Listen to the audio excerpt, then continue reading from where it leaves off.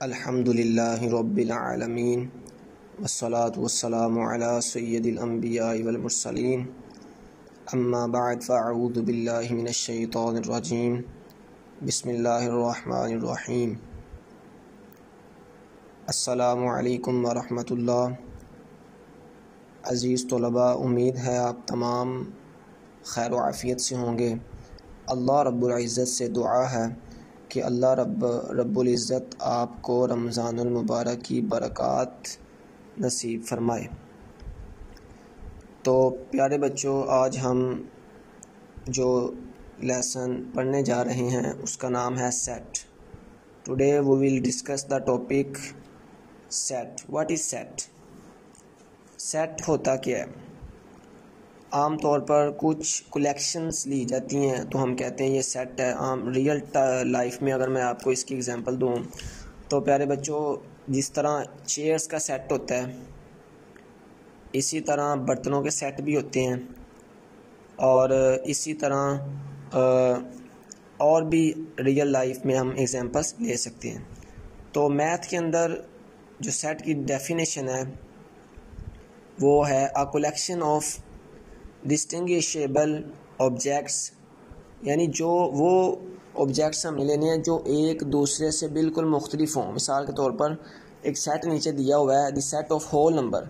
Whole number में zero से start होते हैं और इसको डब्ल्यू से रिप्रेजेंट करते हैं। आगे जाके मैं इस काइंड्स में बताऊंगा कि काफ़ी किस्म के सेट्स होते हैं। तो देखें, 0, 1, 2, 3 ये तमाम ऑब्जेक्ट्स अब एक दूसरे से डिफरेंट हैं। अगर 2 दो दफ़ा आ जाए तो वो सेट नहीं होगा अकॉर्डिंग टू डेफिनेशन।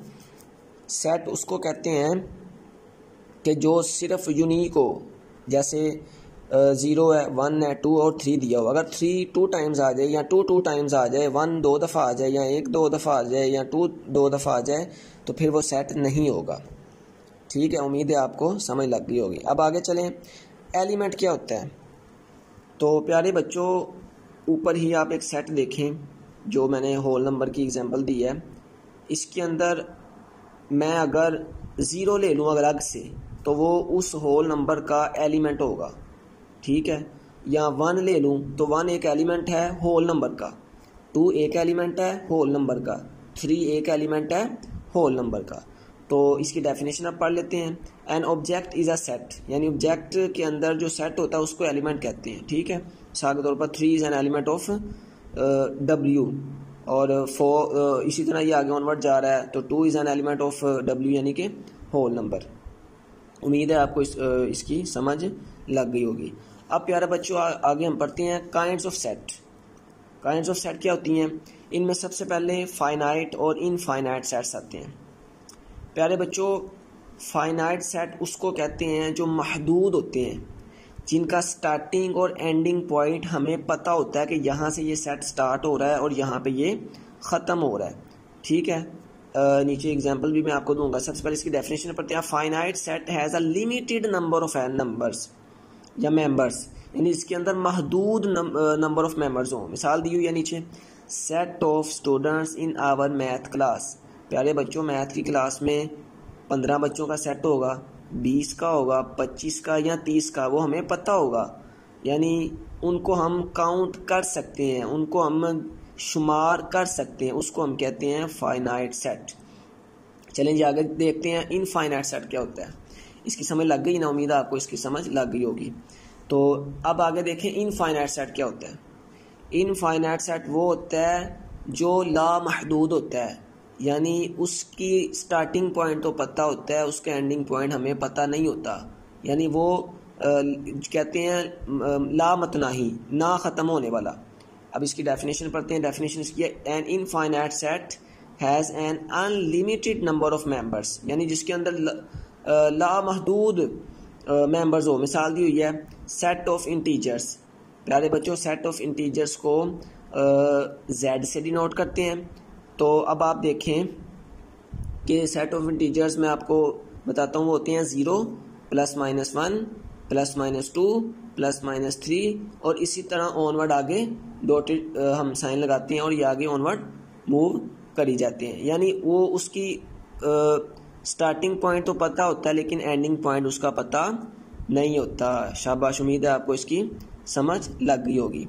तो प्यारे बच्चों आगे हम देखते हैं नल सेट। नल सेट क्या होता है? इसके 3 नाम हैं। इसको नल सेट भी कहते हैं, इसको एम्प्टी सेट भी कहते हैं, इसको वॉइड सेट भी कहते हैं। प्यारे बच्चों ऐसा सेट जिसके अंदर कोई भी एलिमेंट मौजूद ना हो उसको कहते हैं empty set. A set with no elements is an empty set. There are some sets that do not contain any elements at all. For example set of months with 32 days. ये मैंने example दी है। क्या आप मुझे बता सकते हैं कि किसी भी मंथ में 32 डेज होते हैं? नहीं होते ना, तो ये फिर एम्प्टी हुआ।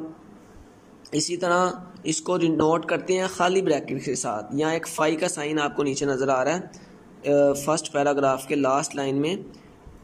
खाली सिंबल्स हैं, स्क्वायर ब्रैकेट्स हैं या फाई है। इसके नीचे एग्जांपल्स भी दी हुई हैं और एग्जांपल्स कर लेते हैं हम। A set of dogs with 6 legs. प्यारे बच्चों मुझे बताएं क्या 6 लेग्स वाला डॉग होता है? या आपको डॉग की पिक्चर नज़र आ रही है? नहीं होता। डॉग की 4 लेग्स होती हैं, तो फिर ये भी क्या हुआ? Empty set. ठीक है, चलें आगे हम चलते हैं।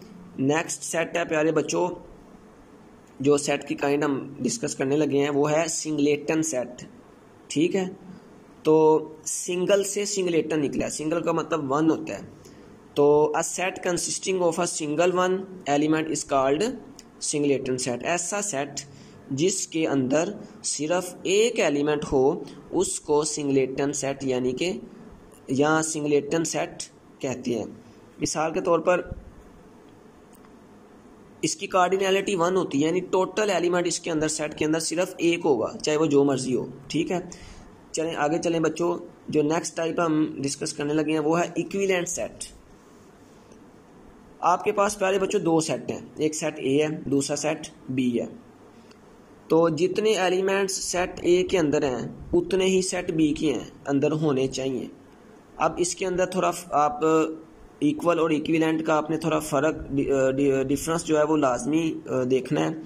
जो इक्विवेलेंट सेट होता है उसमें जो अंदर एलिमेंट की मैंने पीछे डेफिनेशन डिस्कस की है वो सेम नहीं होते। मिसाल के तौर पर एक सेट ए है, उसके अंदर 4 एलिमेंट है, सेट बी के अंदर 4 है, लेकिन सेम नहीं है, डिफरेंट हो सकते हैं, लेकिन उनकी काउंटिंग पूरी है, 4 हैं दोनों के अंदर। तो फिर हम कहेंगे दोनों एक दूसरे के क्या हैं?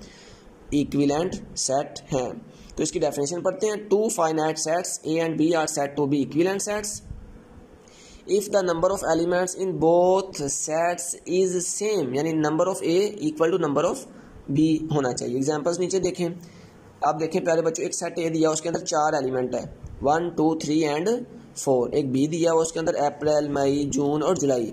तो ऊपर देखें उसके अंदर कितने एलिमेंट्स हैं? ए सेट में 4, शाबाश। बी वाले में कितने हैं? 4 हैं, यानी कि 4 हैं। और तो देखें तो ए के 4 हैं, बी के भी 4 हैं, तो दोनों एक दूसरे के बराबर हैं। शाबाश, उम्मीद है आपको इसकी भी समझ लग गई होगी। चलें प्यारे बच्चों आगे जो हम नेक्स्ट टाइप सेट की डिस्कस करने लगे हैं वो है इक्वल सेट।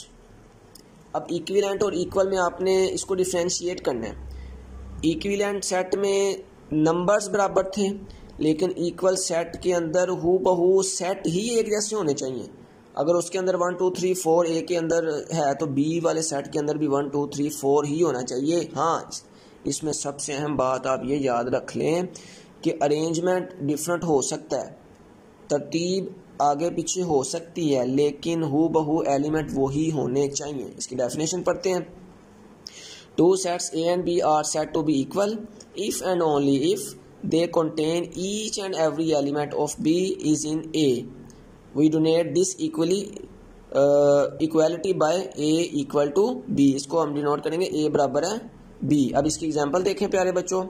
आपके पास एक सेट A है 3 4 5 एंड 6। अगर B सेट है उसके अंदर 6 4 3 5 है। अब प्यारे बच्चों देखें दोनों के अंदर 3 4 5 6 ए में भी है, 3 4 5 6 बी में भी है, जबकि बी में अरेंजमेंट डिफरेंट है, यानी कि तरतीब सेम नहीं है। तो उम्मीद है आज का लेक्चर आपको समझ लग गया होगा। प्यारे बच्चों आपने इनकी प्रैक्टिस भी करनी है और इनको अच्छी तरह पढ़ना भी है और इनको याद भी करना है। जज़ाकुमुल्लाहु खैरा। उम्मीद है आप अल्लाह ताला आपको दुनिया और आखिरत की भलाइयाँ नसीब फरमाए। आमीन। जज़ाकुमुल्लाहु खैरा। अस्सलामु अलैकुम व रहमतुल्लाह।